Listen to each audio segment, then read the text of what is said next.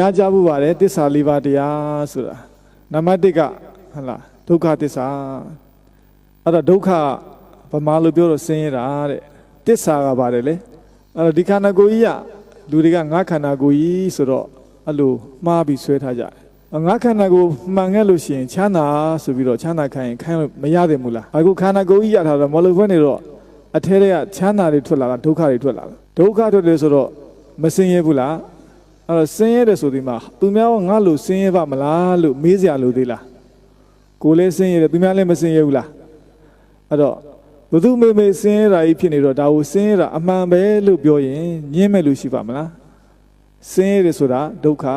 မှန်တယ်ဆိုတာဘာလဲသစ္စာအဲ့တော့ငါကူပေါင်းတော့ပါတယ်လေဒုက္ခသစ္စာအကြိမ်ဒီထဲမှာလာပြီးတော့ဟုတ်လားတရုတ်တွေကလားတွေဂျပန်တွေလာထိုင်တော့ကောအထဲတွေကချမ်းသာတွေထွက်လာမလားဒုက္ခတွေထွက်လာမလားဒုက္ခတွေထွက်လာမယ်သူတို့လည်းမမှန်ဘူးလားအဲ့ဒါမြတ်စွာဘုရားဘာလို့ဟောတာလဲဒုက္ခသစ္စာ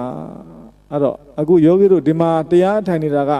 တရုတ်တွေကလားတွေဂျပန်တွေအင်္ဂလိပ်တွေလားဒုက္ခသစ္စာတွေလားဟိုနောက်ကဘုံမတယောက်ပါတယ်အဲ့ဘုံမသွားမေးကြည့်တော့လေချမ်းသာလားဆင်းရဲလားဆိုဘယ်လိုဖြေမလဲဆင်းရဲတယ်မဖြေဘူးလားမှန်ရောမမှန်ဘူးလားအဲ့ဒါဒုက္ခသစ္စာပဲအဲ့တော့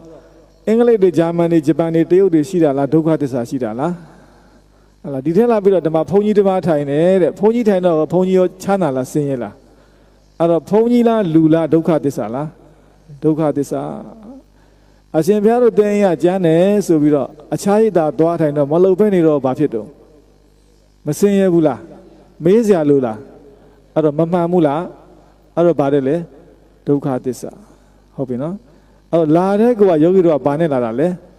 ဒုက္ခသစ္စာနဲ့လာတယ်